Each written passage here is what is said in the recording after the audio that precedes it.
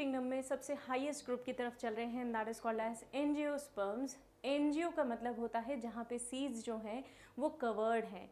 Gymnosperms में बच्चों हमने सीड्स ऐसे देखे थे जो नेकेड हैं, जो फ्रूट्स में नहीं इनक्लोज होते हैं। यहाँ पे जो हम सीड्स देख रहे हैं वो ऐसे हैं जो फ्रूट्स के अंदर इनक्लोज्ड हैं, और इसीलिए ये प्लांट्स हाईएस्ट कैटेगरी के प्लांट्स हैं, मतलब इवोल्यूशन में इन्हें सबसे हाईएस्ट पोजीशन पे, रैंक पे हमने रखा हुआ है। ये प्लांट्स फ्लावरिंग प्लांट्स की कैटेगरी में आते हैं, राइट मतलब इनके अंदर फ्लावर भी प्रोड्यूस होगा और फ्लावर के बाद फ्लावर के बाद इनमें फ्रूट्स का भी प्रोडक्शन होगा, राइट तो फ्लावर भी बनेगा और फ्रूट भी बनेगा, मतलब ओवरी राइप होकर फ्रूट में कन्वर्ट हो जाएगी, and this will be what will be your angiosperm. तो एंजियोस्पर्म मतलब ऐसे प्लांट्स जो फ्लावरिंग प्लांट्स हैं, जिनमें फ्लावर जो हैं बाइसेक्सुअल हो सकते हैं। फ्लावर के बारे में इसलिए इतना फोकस कर रहे हैं बेटा क्योंकि फ्लावर जो है वो रिप्रोडक्टिव ऑर्गन है। भाई बाकी चीज़ें तो हम लोग पहले ही डिस्कस कर चुके हैं मॉर्फोलॉजी चैप्टर में। तो मॉर्फोलॉजी में तो हमने सारे पार्ट्स के बारे में डिस्कस किया, फ्लावर के बारे में भी किया है, लेकिन अभी फ़िलहाल एंजियोस्पर्म्स में हम फ्लावर इसीलिए एम्फेसिस कर रहे हैं क्योंकि सेक्सुअल रिप्रोडक्शन का एक पार्ट है, रिप्रोडक्टिव ऑर्गन है ये फ्लावरिंग प्लांट्स हैं, इसीलिए इनके अंदर फ्लावर्स जो हैं वो कैसे हो सकते हैं, यूनिसेक्सुअल हो सकते हैं, बाइसेक्सुअल हो सकते हैं। कायदे से तो मैं कहूँ कि प्लांट यूनिसेक्सुअल या बाइसेक्सुअल होता है। इसमें मेल एंड फीमेल दोनों एक ही में आएगा, यहाँ पे आइदर मेल और फीमेल ऐसे होंगे। तो यहाँ पे एंजियोस्पर्म्स में फ्लावर्स दो टाइप के होंगे, और ये फ्लावर में क्रॉस पॉलिनेशन, सेल्फ पॉलिनेशन दोनों फिनोमिनन होंगी। ना what do I mean by pollination, आपको पता है जूनियर क्लासेस से पढ़ते आ रहे हैं।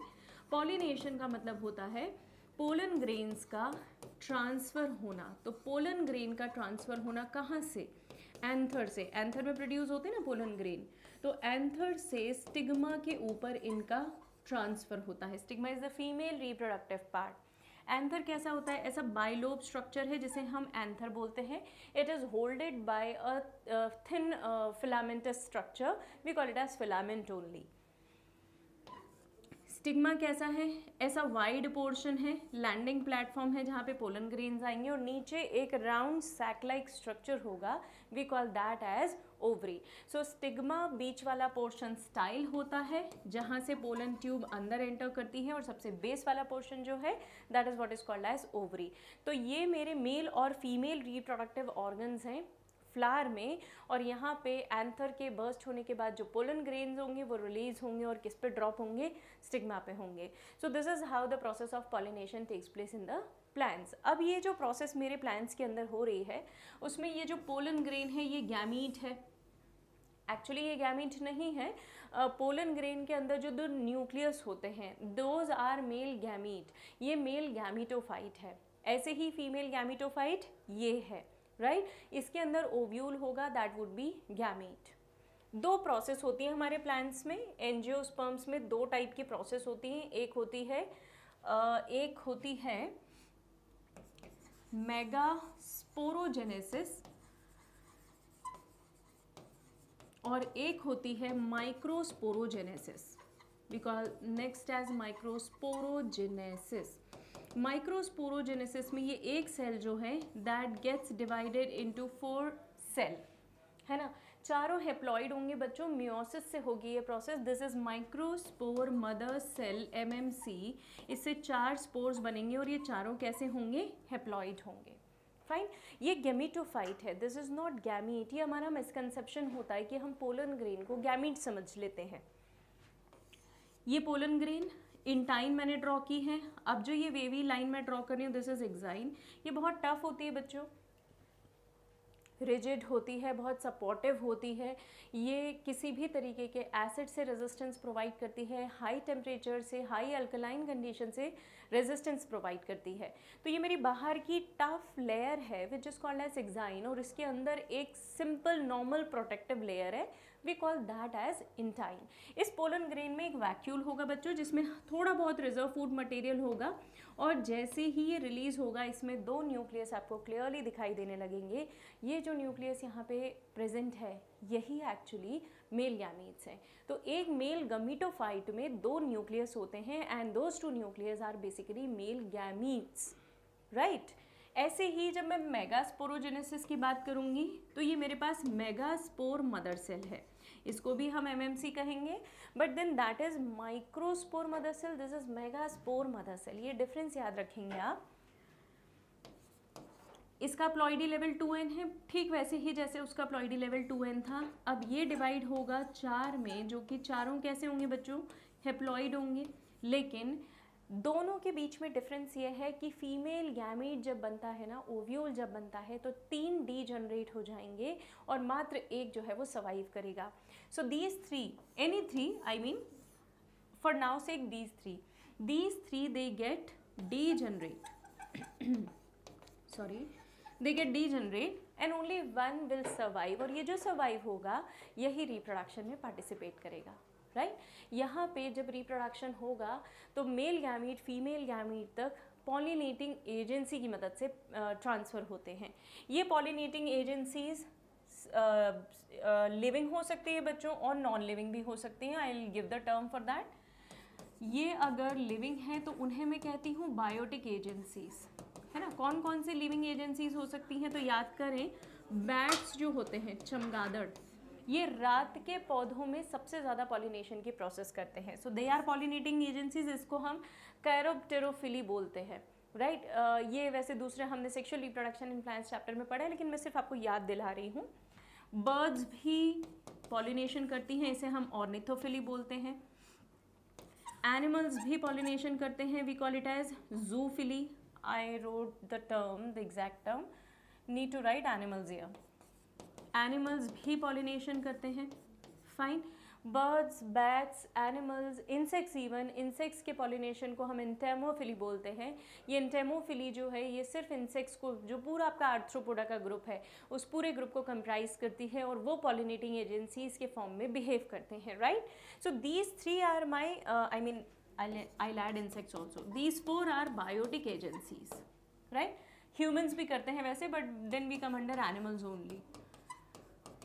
Abiotic agencies मेरे पास नॉन लिविंग है, एयर, विंड, है ना, वाटर, हाइड्रोफिली, एयर, एनीमोफिली, ये भी मेरे पास पॉलिनेटिंग एजेंसीज के फॉर्म में प्रेजेंट है। तो 2 टाइप की एजेंसीज हैं, बायोटिक एंड एबायोटिक, राइट। अब ये पॉलिनेटिंग एजेंसी से जब मेल गैमीट मूव करके, है ना, एंथर से मूव करके किस पे फॉल होंगे बच्चों, स्टिग्मा पे फॉल होंगे। तो जर्मिनेशन भी पोलन ग्रेन का कहाँ पे होता है, स्टिग्मा पर ही होता है।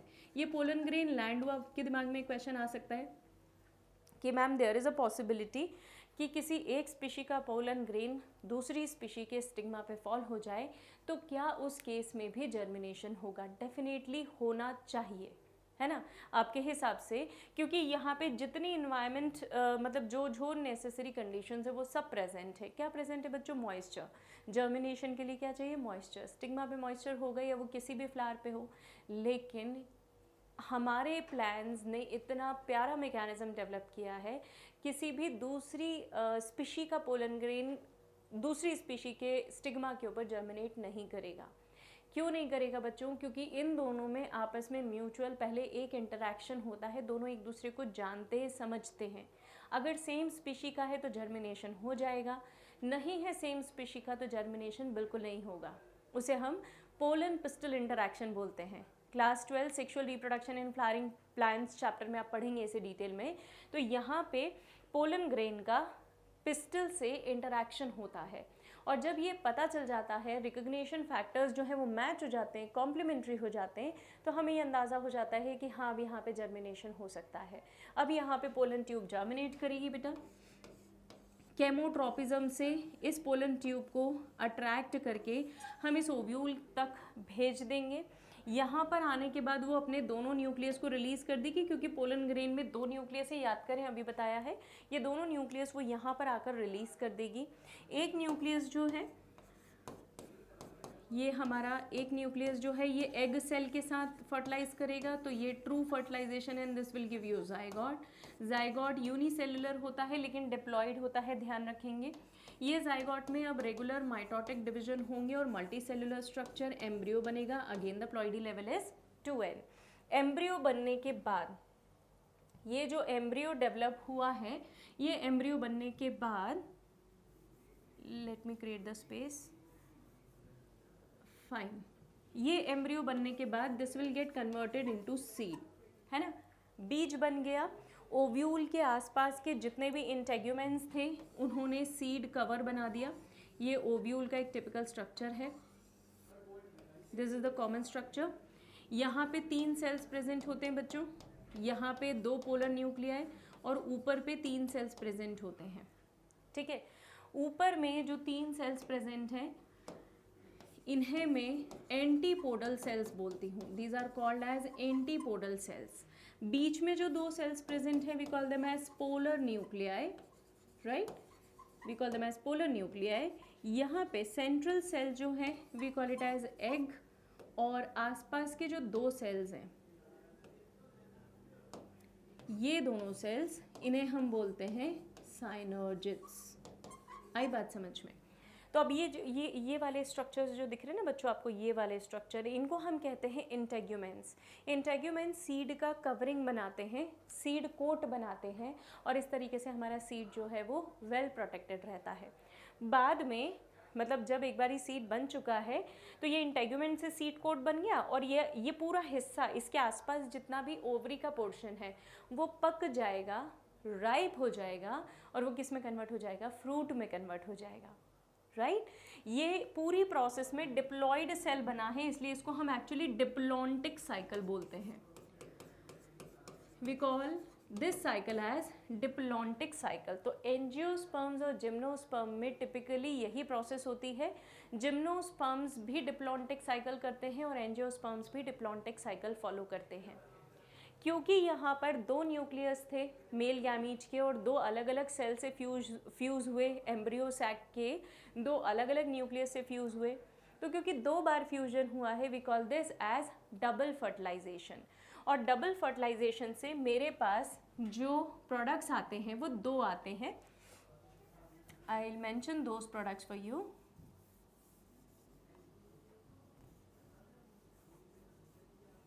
जो 2 प्रोडक्ट्स हमें मिलते हैं those are basically nothing but one is endosperm. The one is endosperm जिसका प्लॉइडी लेवल होता है 3n which is nutritive, and another is egg से बनने वाला, एग सेल से बनने वाला सीड।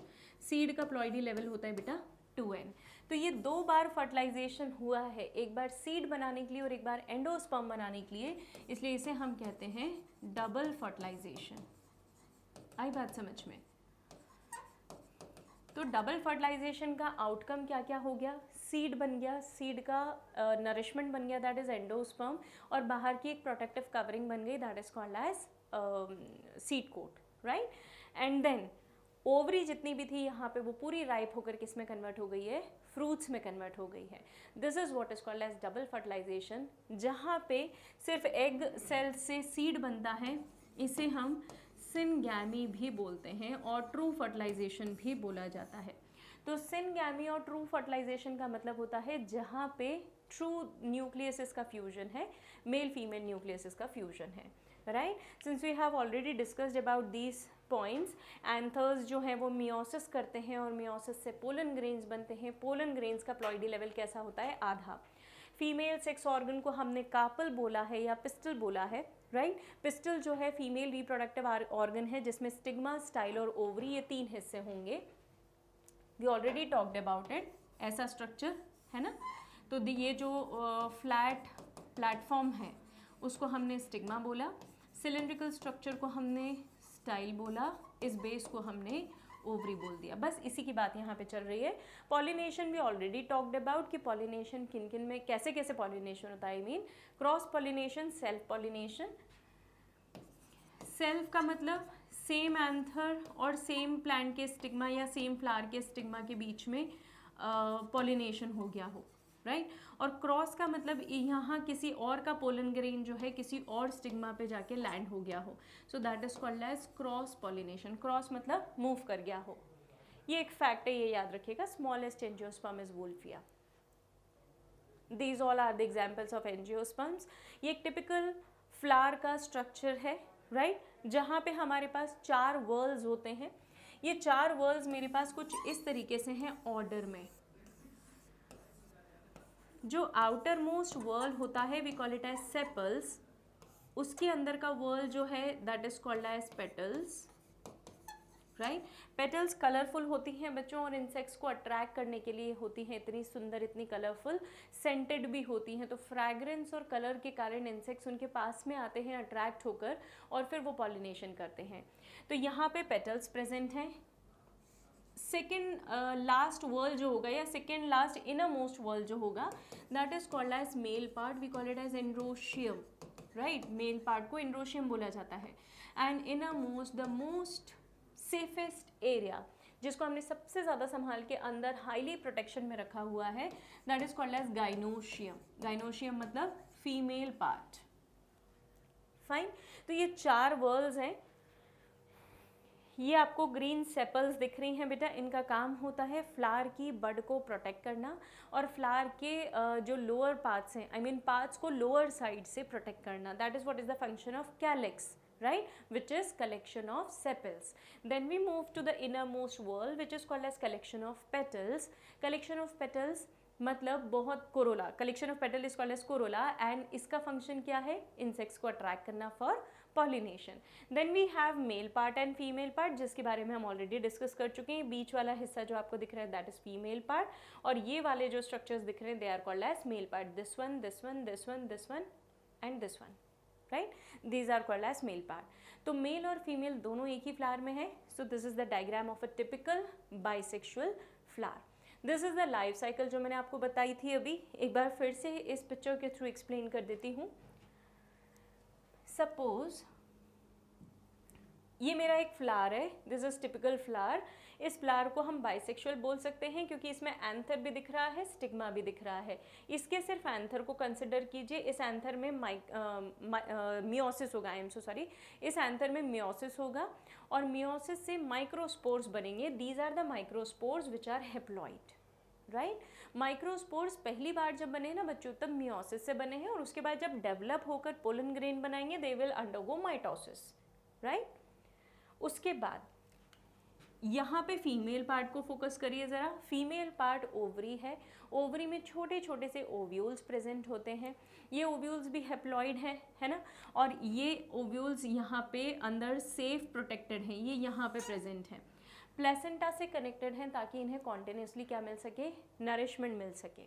पोलन ग्रेन फाइनली यहाँ पे आके फॉल हुआ, इसने पोलन ट्यूब बना दी। पोलन ट्यूब बनने के बाद वो पोलन ट्यूब यहाँ से देखो ज़रा ध्यान से, 2 मेल गैमीट्स को यहाँ डिलीवर करने वाली है। उसने जैसे ही यहाँ पे मेल गैमीट्स को डिस्चार्ज कर दिया वैसे ही एग न्यूक्लियस से एक फ्यूज़ हो गया और एक पोलर न्यूक्लियस से फ्यूज़ होके एंडोस्पर्म बना दिया।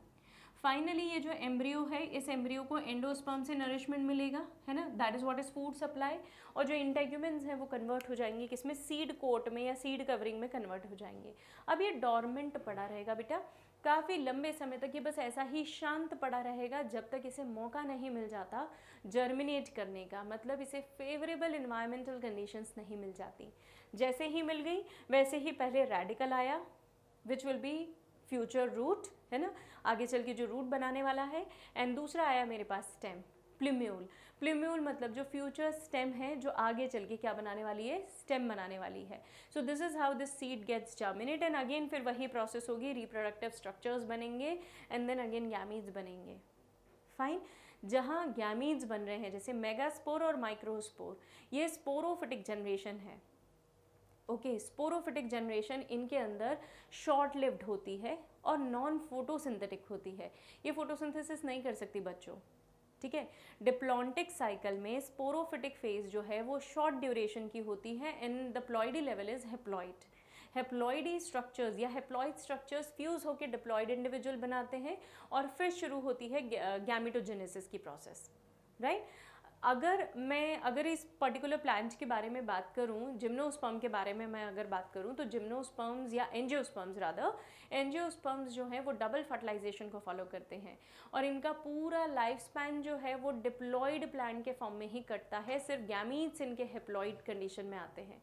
सो therefore their dominant phase is diploid है ना। डिप्लॉयड फेज फोटोसिंथेटिक होती है, लेकिन हेप्लॉयड फेज जो है वो फोटोसिंथेटिक बिल्कुल नहीं होती है। So this is what is all about angiosperms. ये एंजियोस्पर्म्स का एक और स्टेम का जो डिस्क्रिप्शन है ये आप मॉर्फोलॉजी चैप्टर में देखेंगे। जस्ट एट अ ग्लैंस मैंने शो करने के लिए यहाँ पे रखा है। स्टेम के बारे में यहाँ फ़िलहाल डिस्कशन का बहुत ज़्यादा स्कोप नहीं है हमारे पास, बस सिर्फ मैं आपको बेसिक आइडिया दे रही हूँ। They have a weak stem, अगर वीक स्टेम है तो they will always need a support to climb, and then they have erect stem, मतलब स्ट्रॉन्ग सीधी खड़े होकर रहने वाली स्टेम है जो लंबे समय तक प्लांट्स बिना सपोर्ट के रह सकते हैं। लंबे समय क्या, इनफैक्ट ये हमेशा ही बिना सपोर्ट के रह सकते हैं। It includes herbs, shrubs and trees. ये ट्रीज़ के टाइप है, फिलहाल आपको इनके टाइप याद करने की ज़रूरत नहीं है, सिर्फ एग्जाम्पल्स भी चलेंगे। और वीक स्टेम्स जो हैं ये कुछ तो इतनी वीक हैं कि कुछ तो इतनी वीक हैं कि ग्राउंड पे पैरेलली सॉइल के साथ साथ मूव करती हैं, हॉरिजॉन्टली मूव करती हैं। For example creepers and trailers. और कुछ ऐसी हैं जो सपोर्ट देखते से ही इरेक्ट भी हो जाती हैं, ये वर्टिकली ग्रो करने वाली हैं। तो ये वर्टिकल ग्रो करने वाले में मेरे पास ट्विनर्स हैं, क्लाइंबर्स हैं, स्क्रैम्बलर्स हैं। अगेन सिर्फ जस्ट टाइप याद रखिए, मॉर्फोलॉजी में ही हमने बहुत अच्छे से पढ़ा हुआ है, डिस्कस किया हुआ है, राइट।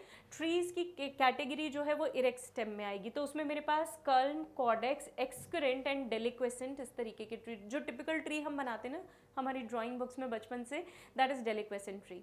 ये आपको जो पाम ट्री है उसके फॉर्म में दिखेगा।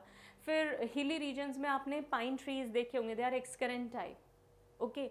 और जो कल्म है वो सिर्फ एक लंबी स्ट्रेट स्टेम जिसमें नोड और इंटरनोड क्लियरली विजिबल है, और नोड से क्या बियर हो रही हैं, लीफ हो रही हैं। So the example is bamboo of course, right.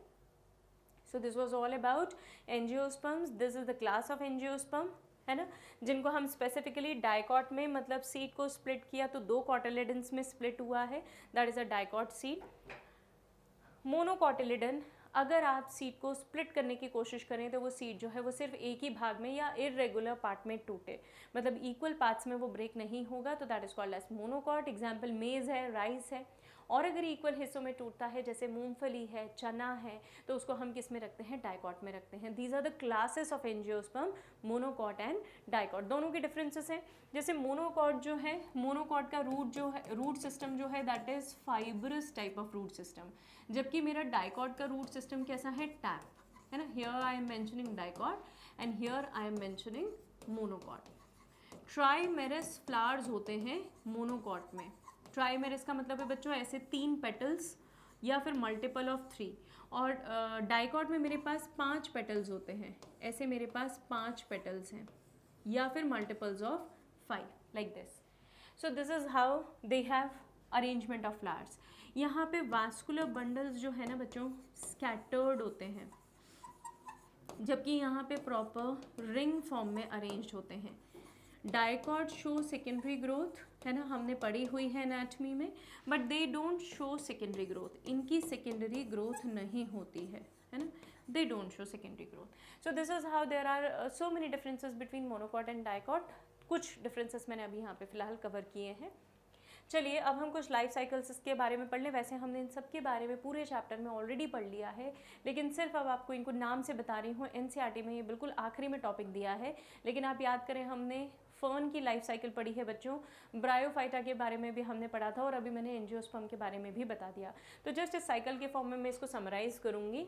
3 type की साइकिल्स हम पढ़ते हैं, हेप्लॉन्टिक, डिप्लॉन्टिक।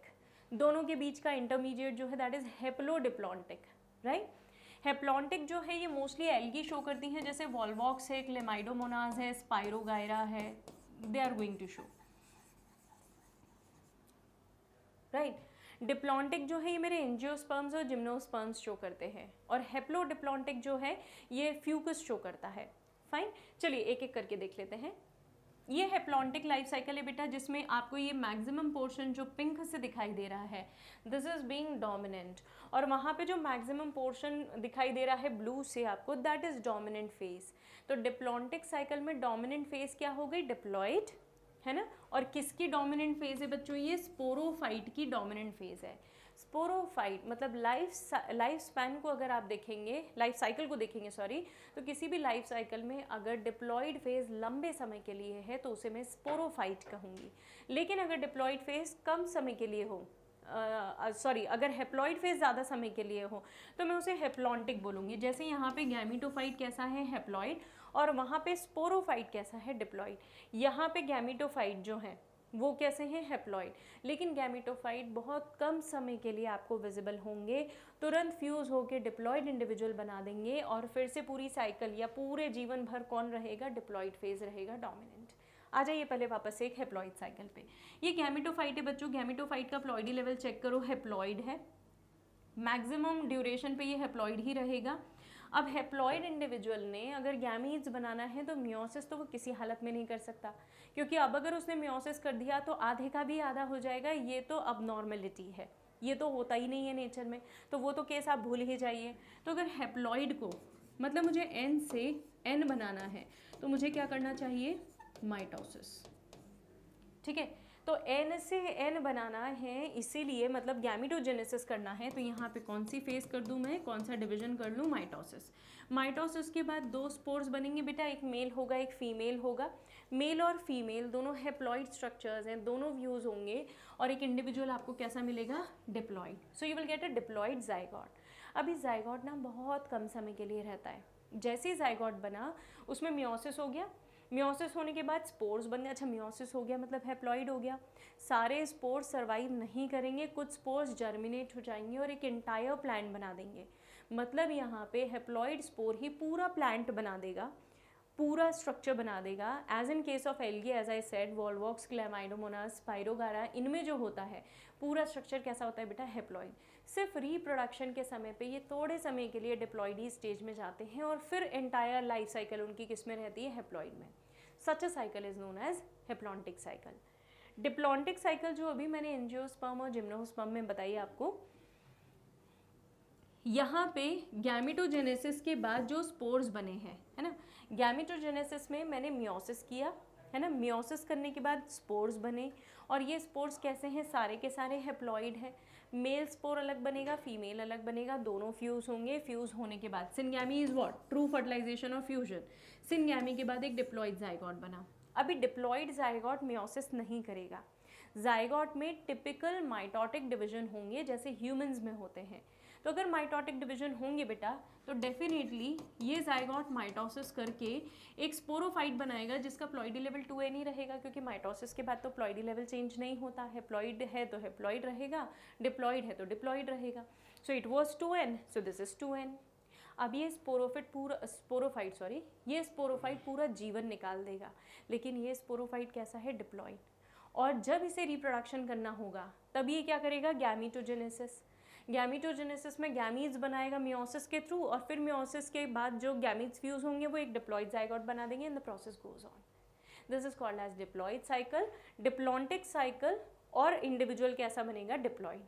ये इन दोनों के बीच का इंटरमीडिएट है, मतलब मैं इसे क्या कहूँगी, हेप्लो भी डिप्लो भी। तो हेप्लो डिप्लॉन्टिक साइकिल मतलब आधा फेज हेप्लॉइड है, आधा फेज डिप्लॉइड है। ये कुछ ही में होता है, जैसे फ्यूकस में आप इसे नोट कर सकते हैं। तो देखिए यहाँ प्रोसेस कैसी हो रही है। सपोज ये 2n जाइगोट बना लिया, 2n जाइगोट में मुझे जाइगोट से मुझे स्पोरोफाइट बनाना है, पर कैसा, डिप्लॉइड। तो अगर जाइगोट 2n है बेटा, स्पोरोफाइट भी आपको बनाना है तो 2n ही बनाना है, माइटोसिस ही करोगे ना।